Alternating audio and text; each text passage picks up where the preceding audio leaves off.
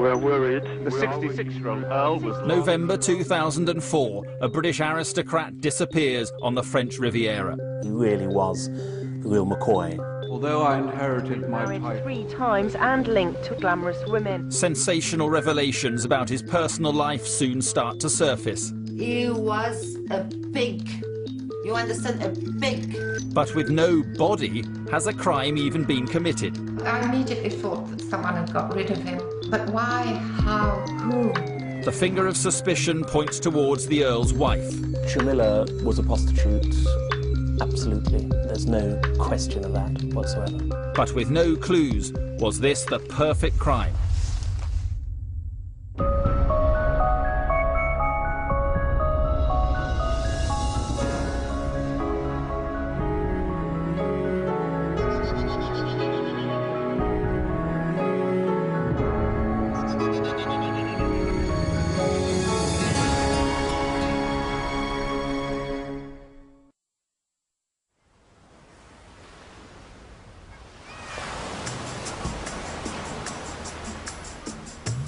Cannes on the French Riviera, one of the world's most glamorous resorts. Its sunny climate and exotic reputation have made it a magnet for the rich and famous. Many choose to live here, among them Anthony Ashley Cooper, the 10th Earl of Shaftesbury and head of one of Britain's aristocratic families. In 2002, he moved here with his third wife, Jamila. They lived here in a luxury apartment in the exclusive California district. But they were an unusual couple. She was Tunisian, an attractive 42-year-old former model with 2 children from a previous marriage.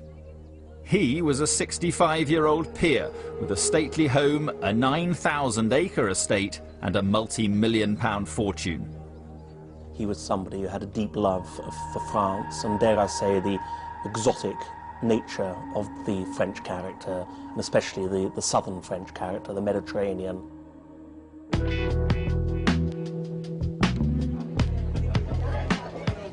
But the Earl also had exotic and colourful habits. He frequented lap dancing clubs and hostess bars, enjoying the company of prostitutes and strippers. After 18 months, the marriage collapsed. In April 2004, he moved out of the marital home and lived in various apartments and hotels. A favourite was the Noga Hilton, an exclusive hotel on the famous Croisette, overlooking the Mediterranean.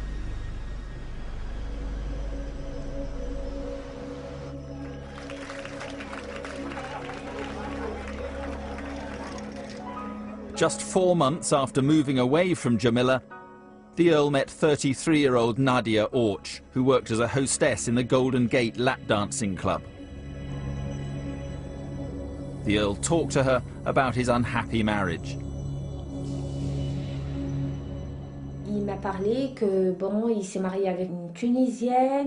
He told me that he married a Tunisian woman.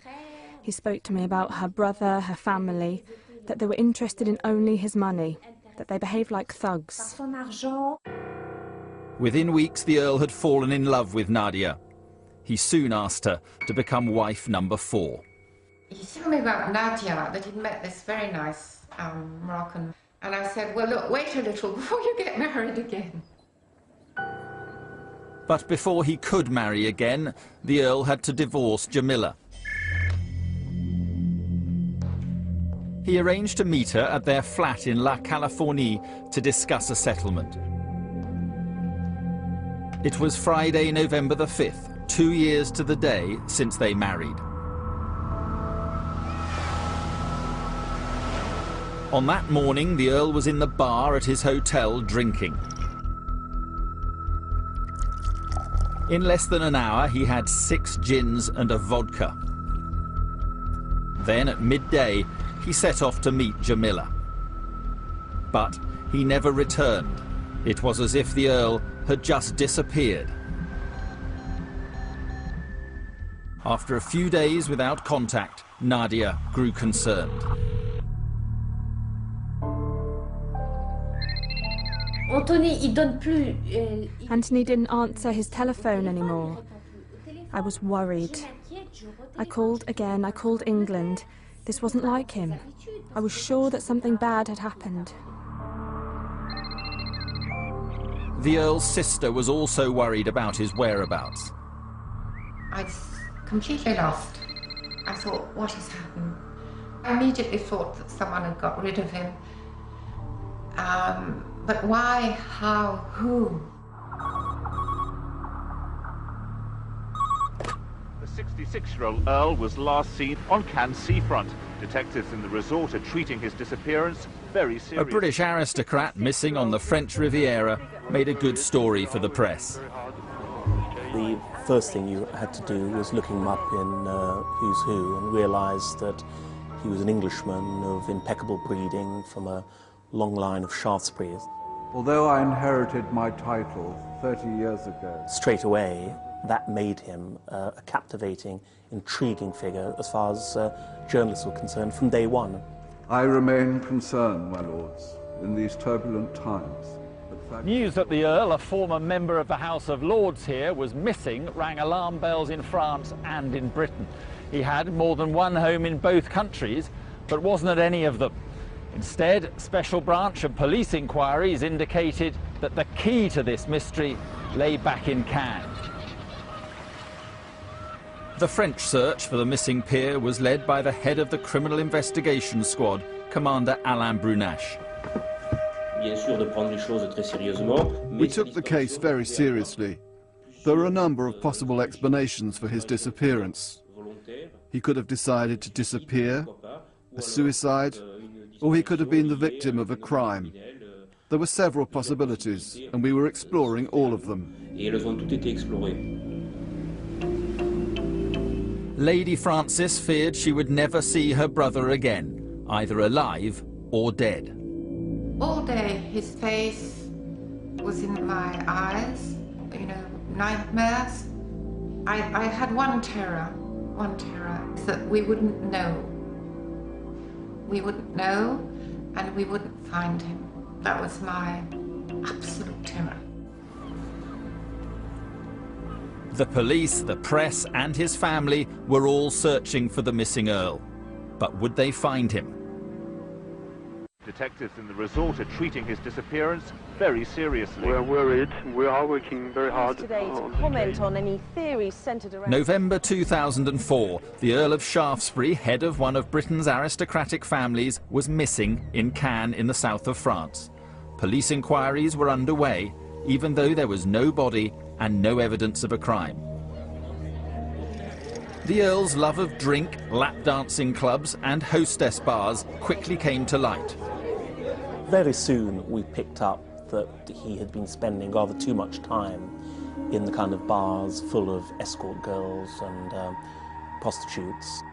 The Earl's estranged wife Jamila was the source of much of the information that found its way into the press. She blamed his constant drinking and womanizing for their separation.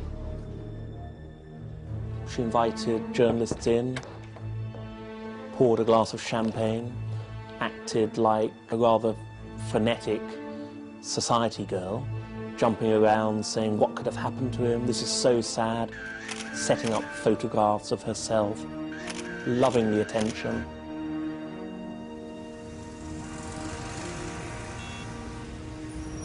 Born in 1938, the Earl was descended from a line of remarkable aristocrats. Perhaps the most striking symbol of the Shaftesbury dynasty is to be found here in Piccadilly Circus. This statue commemorates the 7th Earl, one of the great Victorian reformers.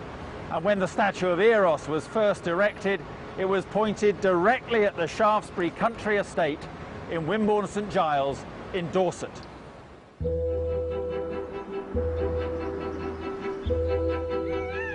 This is the Shaftesbury's ancestral home, surrounded by a 9,000-acre estate.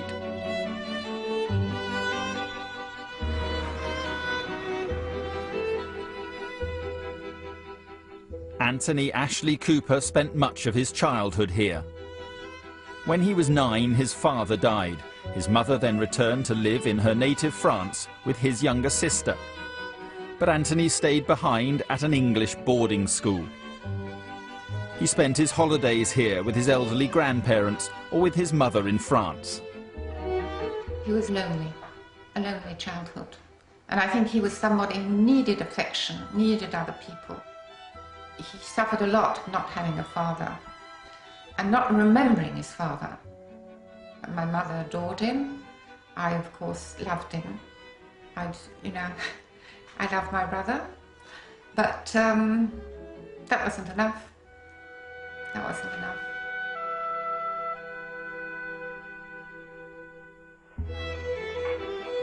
Like many with his privileged background, Anthony was educated at Eton and Oxford.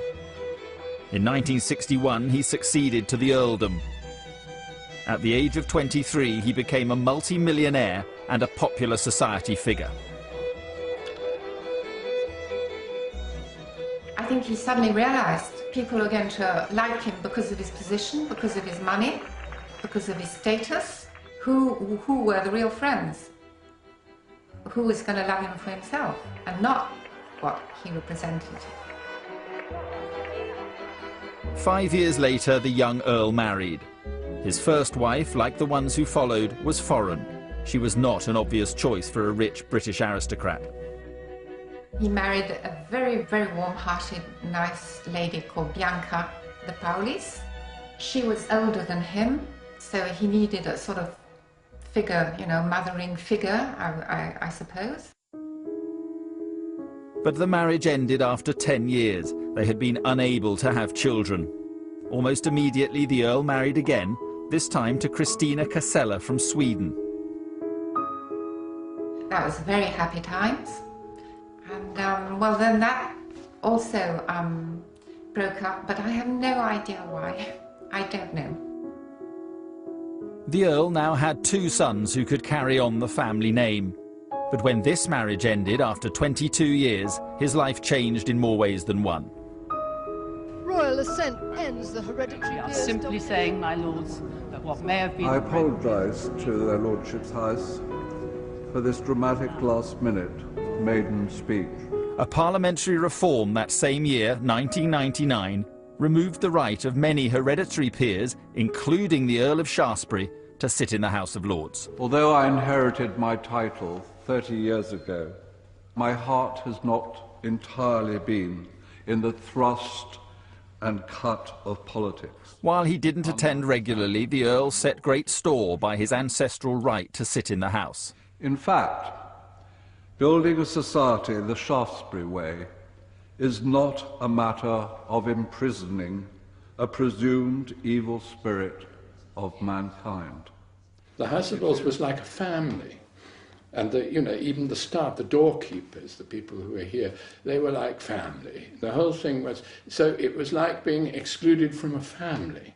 That upset, I'm sure it upset Lord Shaftesbury, and he was only an occasional attender. It has been my privilege to be able to speak in your lordship's house. May I warmly congratulate the noble Earl.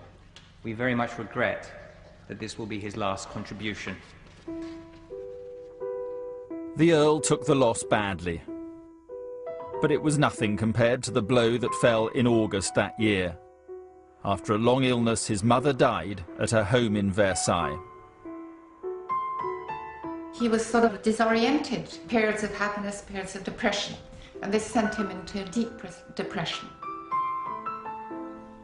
The Earl handed the estate over to his sons, left Wimborne St Giles, and went to live in France. He bought an apartment near to where his mother had lived, filling it with her furniture. It got me a bit worried, because he was trying to keep the sort of atmosphere that he'd known around her. I suppose we all do that when we mourn. But he resented it sort of more deeply than I did, I think, because of this affection that he hadn't probably had as a child. I don't know. It's difficult, to know exactly how people feel.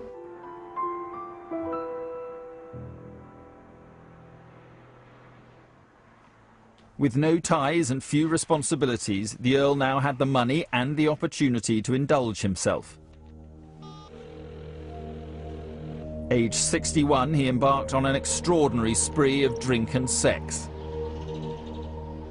Catherine Gertler ran an exclusive escort agency from her home in Geneva. She supplied the Earl